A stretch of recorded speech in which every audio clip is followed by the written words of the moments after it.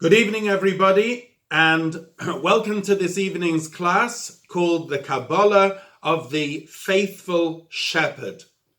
This week's parasha is Parashas Kisisa, and the Torah starts out by saying, Hashem spoke to Moshe and says, Kisisa es roish b'nei Yisrael, when you count the Jewish people, they should be counted by giving a machatzis hashekel, a half shekel coin. We're going to start this evening's class by asking a number of questions, and then we're going to go into a fascinating world of the Raya Mehemna, the faithful shepherd. First of all, the Torah says, Kisisa es roish b'nei Yisrael. Now, counting, it should better be said, Kisifkoid, when you will count the Jewish people. Kisisa actually means when you lift up the Jewish people. Also, it says, Kisisa es roish b'nei Yisrael, when you lift up the head of the Jewish people. You don't count by lifting up heads. So why does it say the word the head? Kisisa, if Kisisa means to count, you count people. You don't just count heads. Rashi says, Kisisa es roish is reshus. Reshus means if you are going to count the people, then don't count them 1, 2, 3, 4, 5 like that, because that could bring an ayin hara, an evil eye. But rather count them by their donation of half a shekel. However, in Medrash Yalkut Shimoni, it says that HaKadosh Baruch Hu told Moshe to count the Jewish people, which indicates that it wasn't just if he wants to, that when he counts them, he should count them by their donation of half a shekel, but rather he was told to count them. Even according to the Midrash that says it was a mitzvah to count them, it certainly was only a mitzvah zmanis, which means a mitzvah for that time. Because later on, in later generations, we don't find that there was a mitzvah to count the Jewish people. In fact, in Shmuel Beis, Perek Chav Dalet, it says there that David, HaMelech, wanted to count the people, but Yoav was very much against it. He said, let them just be as numerous as they, much more numerous than you would count them. So in fact, there isn't an indication that there was to be a census of the people in later generations. What did they actually do with the machatzis hashekel, with the half shekel coin in the desert?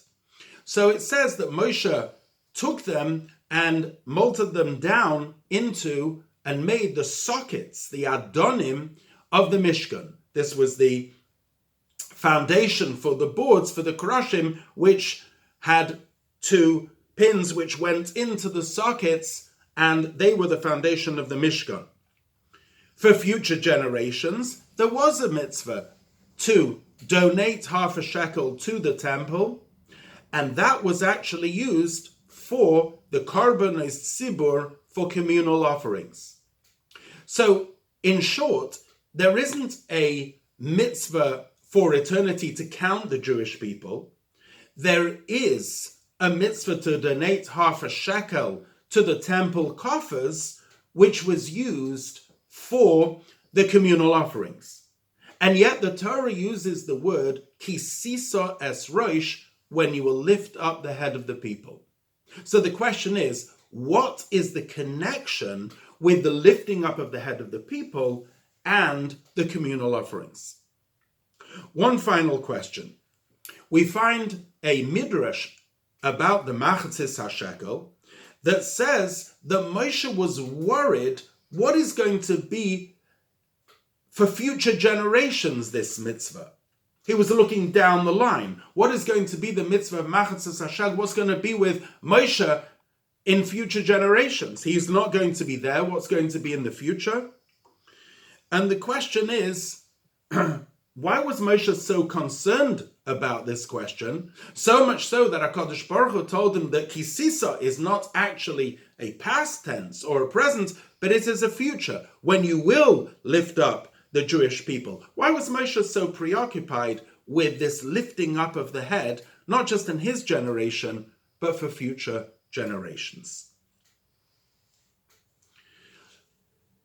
First of all, let's unravel in a spiritual way what the concept of the half shekel is.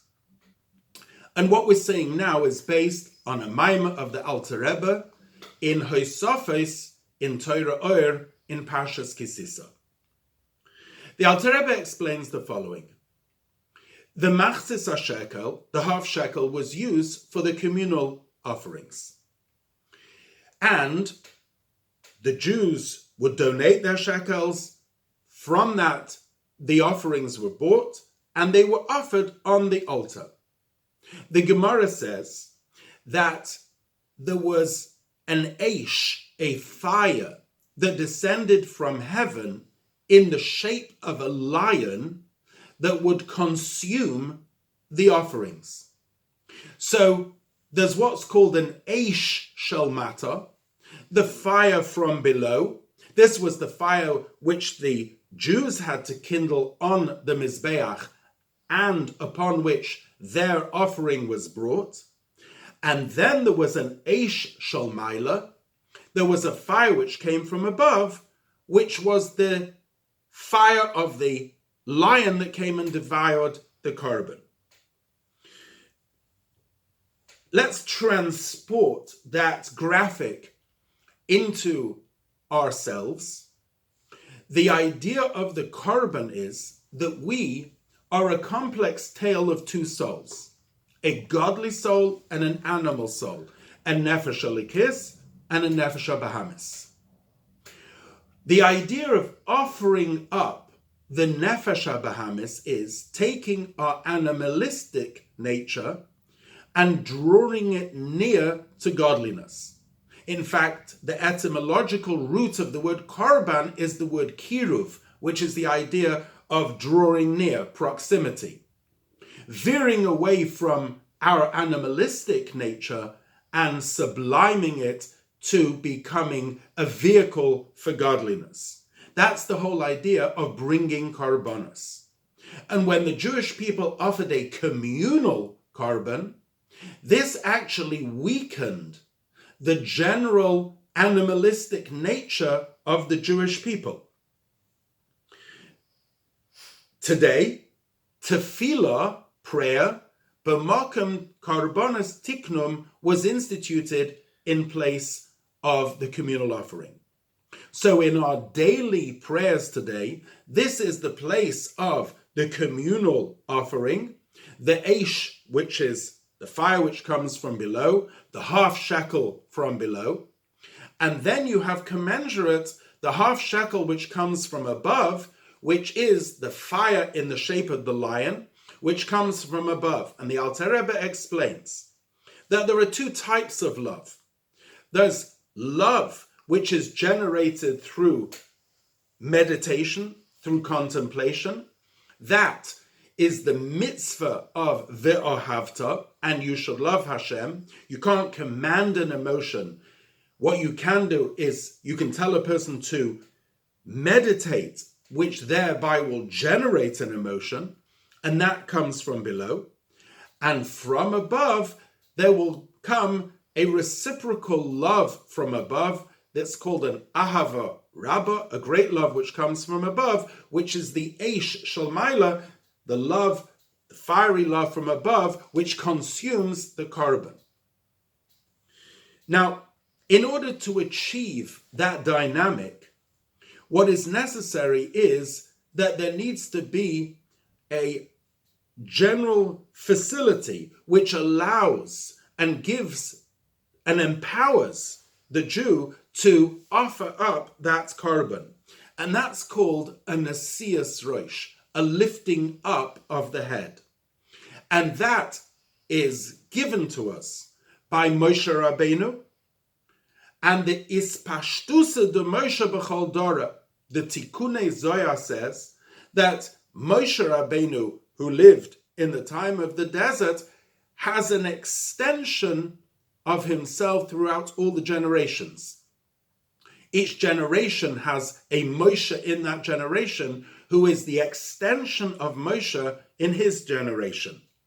And through Torah and Gemilas Chasadim, Moshe inspires the Jewish people, and that empowers them that through their tefillah they can bring a love from below. So it's the inspiration of Moshe Rabbeinu that gives the Jews the capability that they should bring their korban, their offering from below. Let's just go through the Seder HaTefillah, the order of Tefillah. We start, in fact, by talking about the korbanos, talking about the various different sacrifices, the Tomid Shel Shachar, the one which was the continual offering in the morning. And then we progress to the Pesukei de Zimra, the verses of praise, where we praise Hashem, we meditate on the Niflois HaBoirei, the wonders of creation. Lezamer, in addition to means singing songs of praise, also means to prune, because that's the moment that we prune and cut out any extraneous focus or thoughts. And then we talk about the avodah of the malachim, of the angels in higher worlds. And finally, that is all to bring us to the hisboinanus, to the meditation of Hashem Echad when we say the Shema.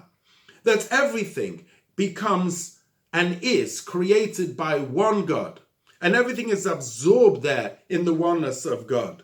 The person themselves, their animal soul, and that leads them to love Hashem b'chol levavcha with both their hearts, meaning both the Yetzer Tov and the Yetzer Hara, the Nefesh Elokis, the Nefesh HaBahamis, and with all the person's might, soul, resource, and capabilities. Thereafter, once a person has from below offered that offering, then in the Amidah there is the commensurate and reciprocal fire and lion of love that comes from above to consume that korban. That is all facilitated by the injection of inspiration which is given to us by Moshe. So let's revisit the psukim. Ki sisa es rosh b'nei Yisrael. You, Moshe, you need to lift up the head of the Jewish people. You need to inspire them. You need to facilitate and empower them that they should give their machatzis hashekel by drawing near their animalistic nature to Hashem, by subliming their animalistic nature, and there they will receive, in a reciprocal way, the fiery coin from above. Moshe Rabbeinu, who empowers this, is called Raya Mehemna, the faithful shepherd. In what way does Moshe Rabbeinu give us faith? In fact, the word Raya Mehemna can be interpreted in one of two ways. One, he is a faithful shepherd in that he looks after each one of his sheep. And that's what Moshe Rabbeinu does. He literally looks after each one of his flock. But Raya Mehemna can also be translated that he nurtures his flock with faith. And this is what we're talking about in this class. How does Moshe and the extension of Moshe nurture his flock, his community, his generation with faith? There's a fascinating Gemara in Brachas, page 63a. The Gemara there says, Ganva apum machtarata rachmanakaria, which means a thief, in the moment of his thieving, can call out to God and ask God to help him. This is astonishing. The thief knows that he's doing something wrong. And yet at that very moment, he's asking Hashem to help him. And there's a difference between a ganav and a gazlan. A gazlan is a daylight robber. He does things openly and brazenly. A ganav is a very sneaky person. He goes in quietly. He's afraid of people, but he's not even afraid of God. And yet, if things go wrong, he's praying to God for his success. How can he do that? The answer is that he believes in God. The problem is his belief is peripheral. It didn't percolate down and permeate his hands, his thieving hands. So therefore, what the job of the Raya Mehemna is to take peripheral faith and internalize it, so that we won't be guilty of being a ganef, a thief calling out to Hashem. Let me give you two examples of this, both for a businessman and for a ben Torah. Let's first of all take a businessman. Each one of us are guilty on some even refined level of having peripheral faith that didn't percolate down. Let's take a businessman. He knows that you can't sit at home and do nothing. God will bless you in everything you will do. You have to create a keli, a vessel for your income. And yet, simultaneously, you need to know that Birchas Hashem hitasher. It's the blessing of God that makes a person wealthy. In other words, all you have to do is to create the vessel. You have to make sure the vessel is kosher, that there's no thievery, there's no forbidden interest, there is no overpricing, there's no swindling. If the vessel is kosher, God will place his blessing within that vessel. And what you earn is a blessing from God. Therefore, in order to earn that blessing, a person, a businessman, needs to set aside time, both by day and in the evening, to learn Torah. And those are sacrosanct. Now, if all's going well, then it's not an issue. But sometimes, if things are a bit shaky, then the first thing that goes is the fixed time for Torah study. And this is where the peripheral faith is peripheral and it hasn't percolated down into the person's mind. Because if it had, the person would know that, in fact, the greatest vessel for the blessing is the time that a person spends learning Torah. And that is not the item that should go in order to make more time to create more business. In fact, more business will be through increasing in Torah study. That is how a businessman sometimes, faith remains peripheral. And you need the Moshe to come and tell them that, hey, the Kaviyat Sittim, the fixed time for Torah studies, those should remain sacrosanct. A ben Torah, a person who learns Torah, is also sometimes guilty of this. The Alter Rebbe writes in Likutei Torah that a person should start their day with three things.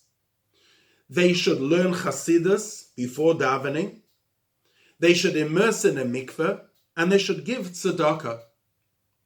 And then they should daven, and then learn, and then go and do what they need to do. Now, a ben Torah, a person who learns Torah all day, unfortunately, can sometimes become intoxicated by their learning. And in the worst case scenario, they can learn in order to gain honor. They're not learning for the right reason. They can also think that perhaps if they do these three things, they're not going to have enough time to learn and enough time to be mechadish in Torah, to draw some novel idea into Torah, which of course is ridiculous, because all they're thinking about is their own Torah. They're not thinking that the Torah comes from Hashem. If Hashem said that the way you will be successful in Torah learning is by learning Chassidus before davening and by going to the mikveh and by giving tzedakah, it's impossible that these things should disturb in any way their level of Torah learning. They're only going to add. Again, it's a person's own mind and body sometimes that gets in the way of how it should be. And for that, you need a Raya Mehemna, you need a faithful shepherd to put you straight. So the job of the Raya Mehemna is that he brings that which is peripheral down inside into a pnimius, integrating it within. How does the Raya Mehemna do that? The first way is by being mashpia da'as lenashamas Yisrael, which means to feed the souls with da'as. What is da'as? Da'as is emotional connection. It's knowledge, but it's knowledge which brings an emotional connection. That's da'as. There are 3 levels on which the Raya Mehemna can feed da'as into neshamas. One level is through what we call the level of memali kol almin. This is shaykh even for chasidei umos ha'olam, even for righteous Gentiles, because it's philosophy of understanding the world, how Hashem made it, and extrapolating from that Hashem's presence within the world, the name Elokim. Then there's the level of soviv kol almin, of how God is peripheral to creation. That's the emunah which Yidden have. And then you have the level of maminim, b'nei maminim, the level of emunah in atzmos ein sof baruch hu. Let me explain these 3 levels. Let's take the first level. The emunah of which even non-Jews have. When a person looks at the world, they see a large body. When they look at themselves, in microcosm, they see a small body. Just like the small body is only animated by a soul, just like the soul fills the body, so too when they look at the macrocosm, they understand that there is a soul which animates this large world as well. And that's something which is understood in seichel. So let's take, for example, the concept of intelligent design. When a person thinks that it's impossible for the world to have created itself, but there must be an intelligent designer who designed the world, and they look at the niflois haberi, the tremendous wonders of creation, they come intellectually to a mature understanding that it was impossible for such a complex creation to have created itself. Such an idea is both for Jews and for non-Jews, and it's something which is understood in a regular human intellect. Nevertheless, sometimes, because of the material and sometimes crass nature of the body and a person's taivas, a person's desires, those desires of the body simply opaque and conceal even that level of thinking.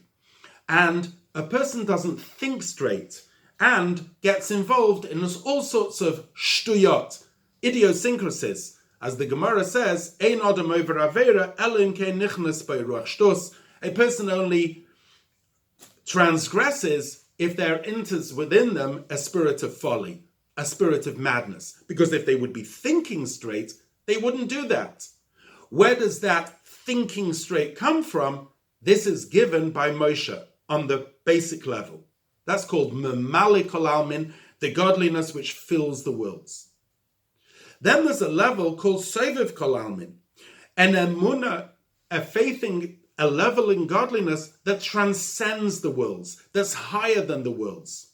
This is the faith which Yidden have. It's called an emunah of ma'aminim. And that's given to them by Hashem, by Moshe Rabbeinu, by understanding that just like in the body, there are different limbs to the body, each limb having its own chayas, its own energy, but then there's the general chayas klali, the general energy which fills the entire body without any division of limbs. Similarly, there is the level of godliness which is within each element of the world, but then there's a higher level of godliness which transcends and is peripheral to the worlds. That's called soiviv kol almin. And again, that's nurtured by the Raya Mehemna. Then there's the level, as it says in Chassidus, loizehu ikarahu elikus masha mahava oilamas. One does not say that the principal godliness is and lies in that which he creates creation.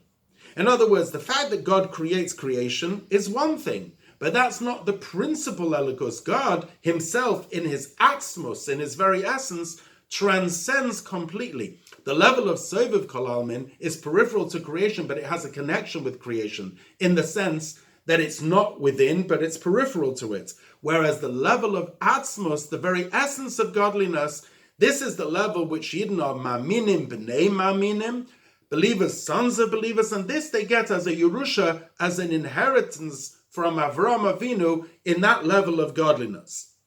All these levels of godliness and the faith in them and the integration of them are all provided by Moshe Rabbeinu, because Moshe Rabbeinu is min hamayim mishisiyu, he was drawn from the waters, mean Moshe Rabbeinu was on a level, his soul is of a level, that he can in fact draw from the highest of levels and bring it down into each and every soul.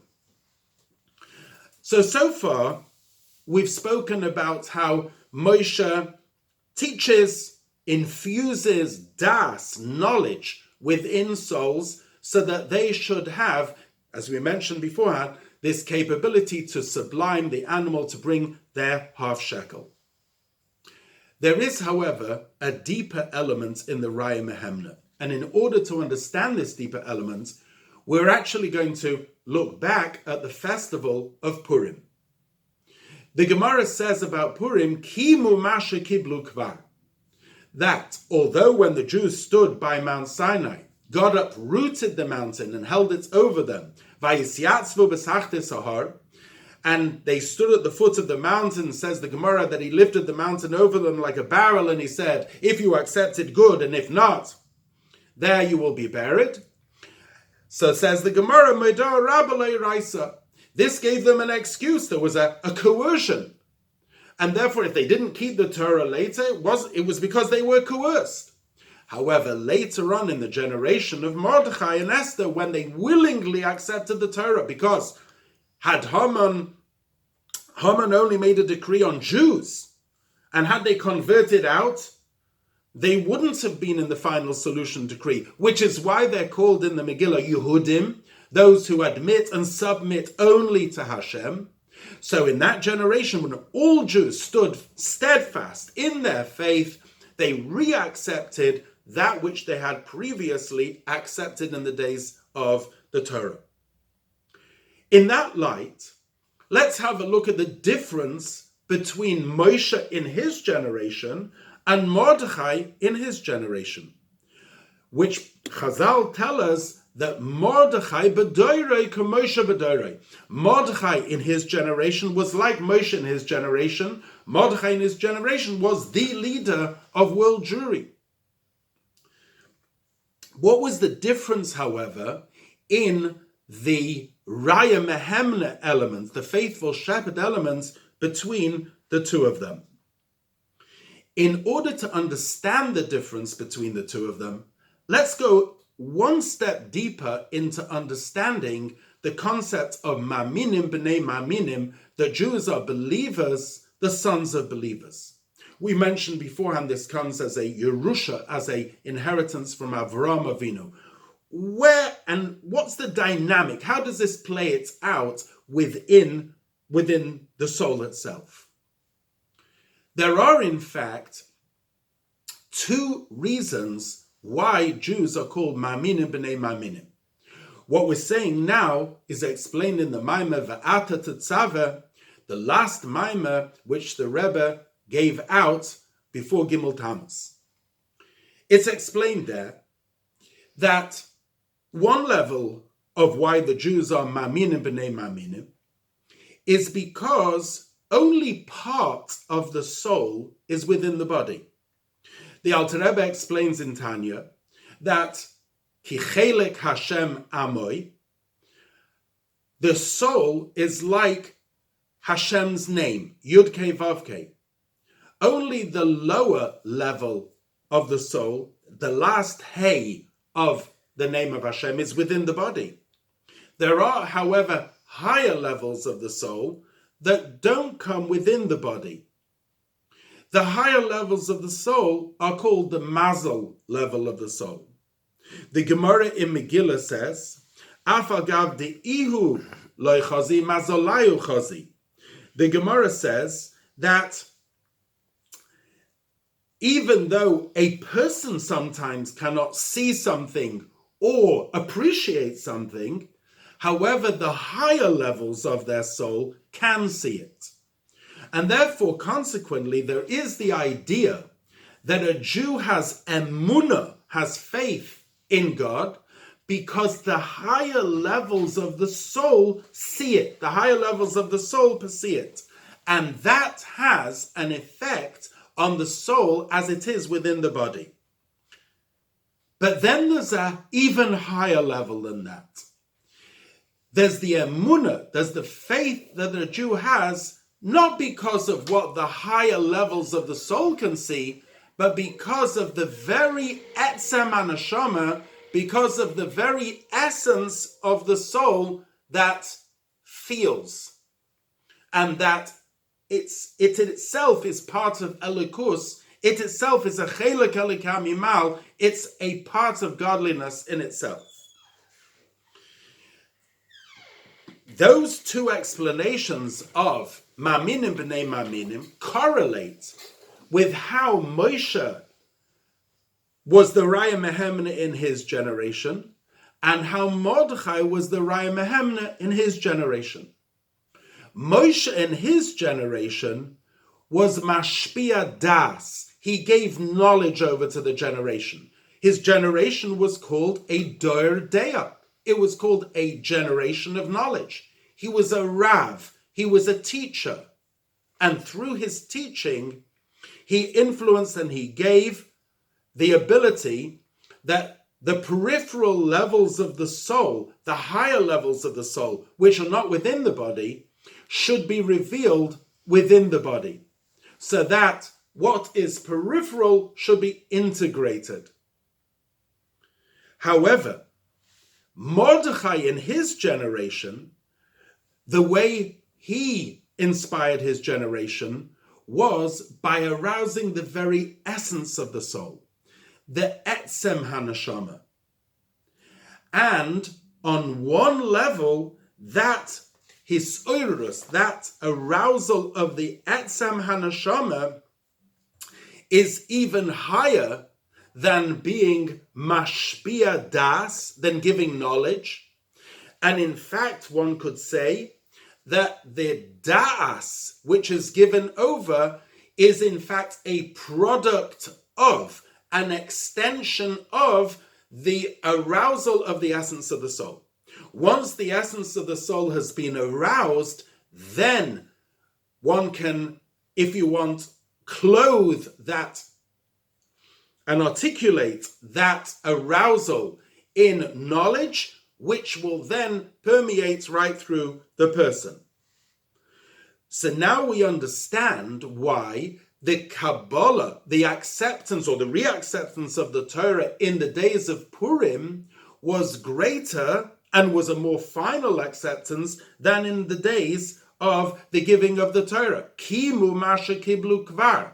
Because in the days of Matan Torah, there was a tremendous gilui, a tremendous revelation from above.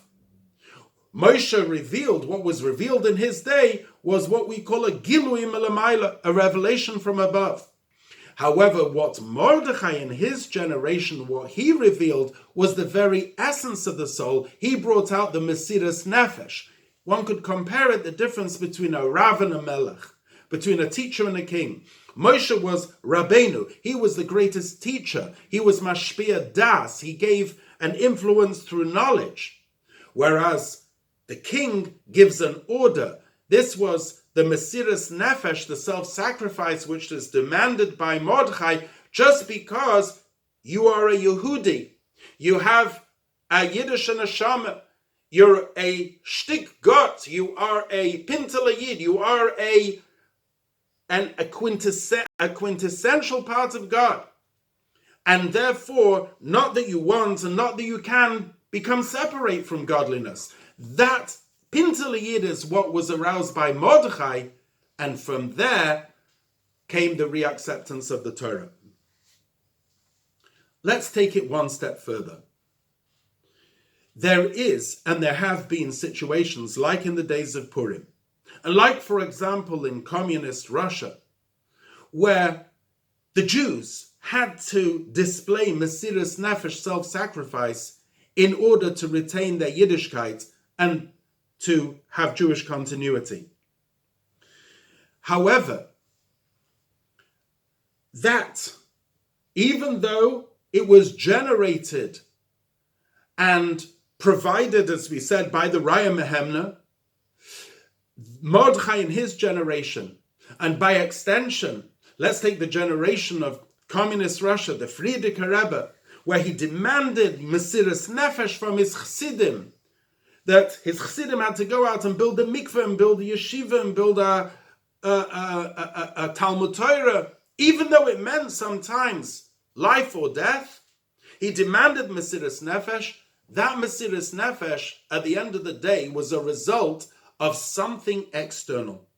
Because the communists, or whoever it was pressuring them from without, an olive, when you squeeze it, comes out the oil. The Raya Mehemna, the faithful shepherd, extracted and revealed the essence, and from there came the continuity. However, there's an even greater level than that. And that is the level of when there are no external pressures. That's the level of where we live in a land of liberty and freedom. That's the land where assimilation is rampant.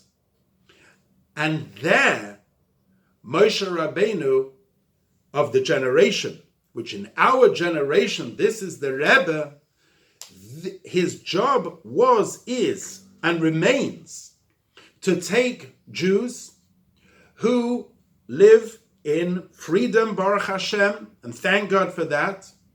We haven't got external pressures which do not allow us to keep our Judaism. The pressures actually come from within, in that either on the levels of Malik Olam and Sevav Kolam, and whichever it is, we ourselves are resistant of it. Moshe Rabbeinu of our generation has taught us to be completely broken by the situation in which we find ourselves. In the sense that the Rebbe taught this generation, a generation of comparative harchava, in the sense that we live, Baruch Hashem, freely in terms of spiritual, in terms of religious freedom, and also comparatively, again, in terms of great wealth compared to previous generations. And yet specifically in this generation, the Rebbe touched the very core of the Jew and said, you should be broken from the fact that godliness is not revealed. And even though you may have everything that you want, materially and even spiritually, you're living a good Jewish life, you're broken from the fact that Shchinta begalusa, that the Shechina is in exile. And not only that, any generation in which the Beis Hamikdash is not built in that generation, it's as if it's been destroyed in that generation. And as the Alter Rebbe was wont to say, I'm not looking for your Gan Eden, I'm not looking for your Olam Haba, I'm just looking for you. And when a Jew can arouse that, even in a situation of where they have everything comparatively, then this is the greatest and achievement of Moshe Rabbeinu. Now we'll understand the Midrash that Moshe Rabbeinu himself was looking to the future and said, what's going to be in the future? And Hashem says, Kisisa Esresh. There'll be an extension of Moshe in all generations. And Moshe Rabbeinu himself looked to the last generation just before the coming of Mashiach, and it says that he is Onav Ma'od Mikol Ha'adam Ashal Pnei Adama. He was the most humble of all men. Why? Because he saw the generation of Ikvasa de Mashiach. He saw the generation of the epoch of the Mashiach, just before the coming of Mashiach, with the tremendous distraction that we have from social media, smartphones, and everything else that grabs our attention away and wants to take us away from our connection to Elokus. And here comes the Rebbe, and he says, Davka in this generation connects us, lifts up our head, and in two ways principally. One is Mashpia Das. He gives us Chassidus to learn. Chassidus which was poured on our generation like no previous generation, which speaks both to our Seichel, which speaks Memalikol Almin, Sovikol Almin, Atzmos. In no other generation was there such an outpouring of Chassidus explaining the concept of Dira B'Tachtonim, of how we need to create the indwelling of the divine in this generation and bring Mashiach. In no previous generation there was such a thing. So there was a tremendous outpouring of teaching of Das, but then there was also the demand for Mesiras Nefesh. What is the Mesiras Nefesh of this generation? The Rebbe said there's a mitzvah in this generation which no other generation had previously as much as into this generation. The mitzvah Sador, the mitzvah of this generation is to reach out to another Yid and to be Mekaref, to draw near another Jew and to prepare them for the coming of Mashiach. As the Rebbe said, Lahachin Atzmai, to prepare oneself, Mekoimai, one's place, Ve'iroi, and one's town, LaKabbalah Pnei Mashiach Tzidkenu. And in order to do that, a person has to go out of their comfort zone. And that's inspired by the Moshe Rabbeinu of the generation, who says, you simply can't sit at home and say, Anias nafshi hitzalti. I've saved myself. I'm all right, Jack. Never mind about you. This isn't the generation for that. This is the generation to reach out. So therefore we have the Rav and we have the Melech. We have the Rebbe as a teacher and we have the Rebbe as a king who tells the generation that you have to have Mesiras Nefesh. Mordechai b'doirei, Moshe b'doirei. Mordechai in his generation was like Moshe in his generation. In our generation, the Rebbe is like Mordechai and Moshe, the extension of Moshe in our generation. In that the Rebbe is Mashpia Das, there's a tremendous wealth of learning, and it's incumbent on each one of us to immerse our minds, hearts, and souls in that learning, because his kashrus, connection to the Rebbe in its most deepest form, is through learning the Rebbe's Torah. In addition to that, there has to be the level of Mesiras Nefesh. There has to be the giving over of ourselves and putting ourselves aside to fulfill the ultimate goal of this generation, which is the indwelling of the divine with the coming of Mashiach, b'mheira v'yameinu mamash.